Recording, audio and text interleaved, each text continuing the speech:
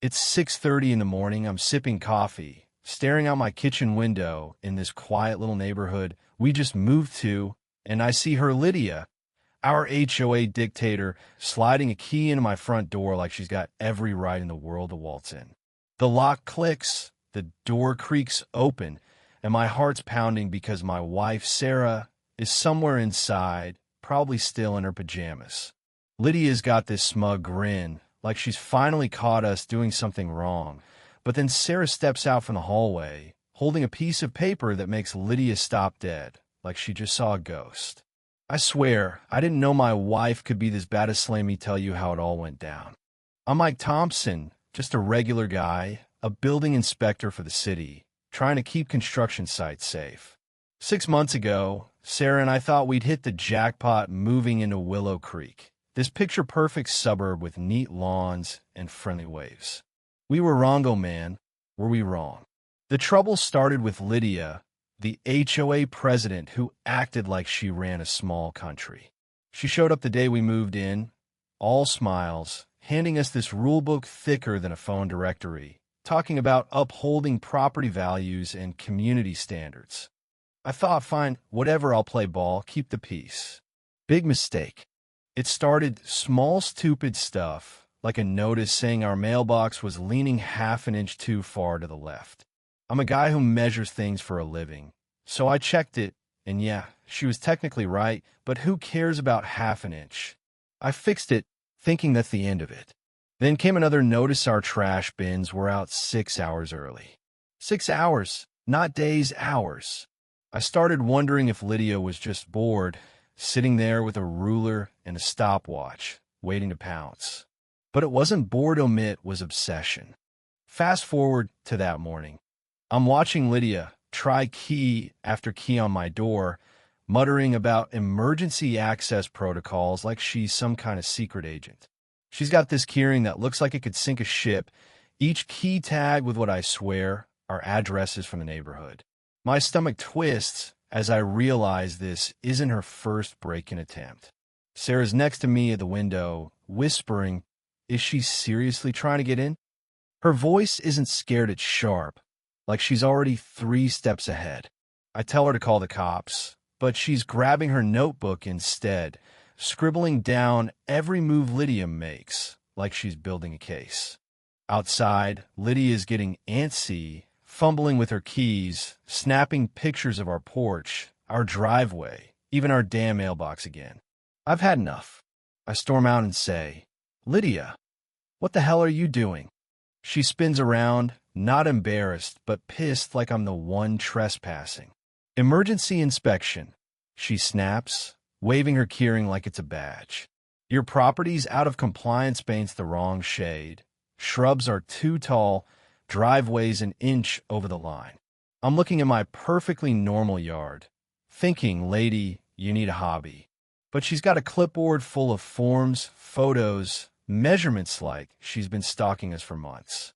Sarah steps out, and the air changes like a storm's rolling in. Lydia, she says, sweet as venom. I'd love to see the legal doc for this emergency authority. Lydia blinks, thrown off, but recovers fast. HOA business is internal, she says, all high and mighty. Sarah pulls out her phone, starts recording, and lays into her. Actually, state law says homeowners have a right to see any claimed authority. So, show me the board minutes, the insurance for these inspections, anything that says you can barge into our house. I'm staring at my wife, wondering when she became a legal ninja. Lydia's face goes white. She mumbles something about interference and storms off, leaving a violation notice demanding we let her inside within 48 hours.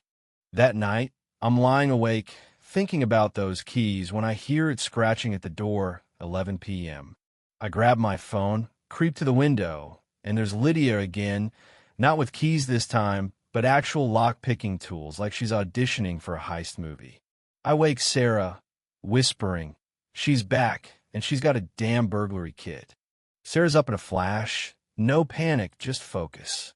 Call the cops, she says, already recording through the window. The 911 operator sounds like I'm wasting her time until I mention lockpicking at midnight. By the time the cops show up, Lydia's gone, vanished like a suburban ninja. The next morning, we're installing new deadbolts when Lydia rolls up with some poor locksmith who looks like he'd rather be anywhere else. She's waving more paperwork, claiming structural safety concerns. Sarah shuts it down hard. If you touch that lock, you're committing a felony, and I'm recording every word. The locksmith bolts, muttering about not wanting HOA drama. Lydia is furious, spitting out, "You can't escape your past, Mike. You know what you did." I'm confused, she's talking like we've got history, but I've never met her before Willow Creek. Then a cop car pulls up, and out steps Officer Daniels, who sighs like he's been through this before. "Mrs. Harper," he says to Lydia, "we've talked about this." "Wait, Mrs. Harper? Not Lydia Morgan?" And he knows her. Sarah's voice cuts through. How many times has she pulled this stunt? Daniels looks uncomfortable, admits Lydia's his wife, and confirms she has zero authority to mess with our property. Lydia's face is pure rage, but she backs off, promising formal violation procedures as she leaves. Daniels apologizes, looking like a man who's lost control of his life. That night, Sarah drops a bombshell. "Mike, I've been digging into Lydia's background," she says, pulling up spreadsheets that look like they belong in a detective's office. "She moved here a year ago, paid cash for her house, no job, no credit history. It's like she appeared out of nowhere." I'm reeling. "You think she's using a fake name?" Sarah nods. "And I think it's tied to your job." "My job?" Then my phone buzzes with a text from an unknown number. "Your inspections ruined my family. Now, I'll ruin yours." It clicks. Lydia's not just a control freak. This is personal.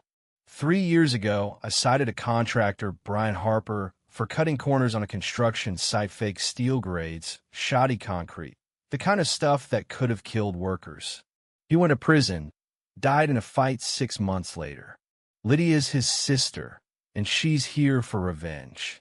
Sarah's been tracking her, connecting dots I didn't even know existed, and she's not just a paralegal, a federal investigator, assigned to protect me after Brian's arrest because his network swore vengeance. The next morning, Lydia's back, bold as hell, with a crew and a shiny new key that actually works. She strides into our house like she owns it, clipboard ready, expecting us to cave. But Sarah's waiting, calm as a predator, holding an arrest warrant with federal seals. "Lydia Harper," she says, voice like steel, "you're under arrest for stalking, harassment, and conspiracy." Lydia freezes. Her clipboard hits the floor, keys scatter like her whole world's unraveling. Officer Daniels steps in with 2 other cops, cuffing his own wife as she stares at Sarah, whispering, "You're just a paralegal." Sarah smiles coldly.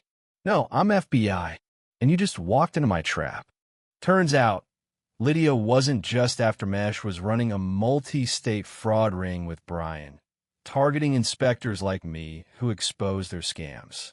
Sarah's been building a case for years, using our marriage as cover to watch Lydia's every move.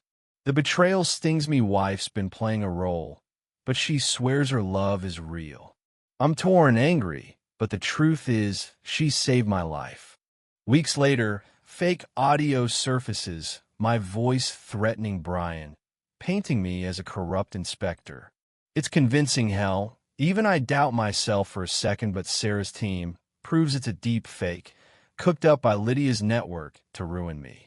The media flips, calling me a hero for exposing a $50 million fraud ring. Lydia gets 20 years, no parole. I'm honored at a fancy ceremony, shaking hands with big shots, but all I can think about is Sarah, my wife, my protector, my mystery. We're still in Willow Creek, still married, still figuring out what's real. Our neighbors throw us a block party, apologizing for doubting me when Lydia's lies spread. I got a promotion, Sarah's staying local with the FBI, and we're in therapy, working through the lies that kept us safe. The real win? Letters from workers whose lives I saved by doing my job. Families who'll never know how close they came to losing everything. So what do you think? Was Sarah wrong to hide the truth, even to protect me? Have you ever dealt with a neighbor like Lydia? Someone who thought they could control everyone? Drop your stories in the comments. I want to hear your craziest HOA dramas. Hit that like button if you felt the same rush I did when Lydia's master key opened the door to her own downfall. This is Mike from True Tales, and I'll catch you in the next one, where we dig into another story that proves life's wilder than any movie. Keep your doors locked, folks, and your neighbors honest.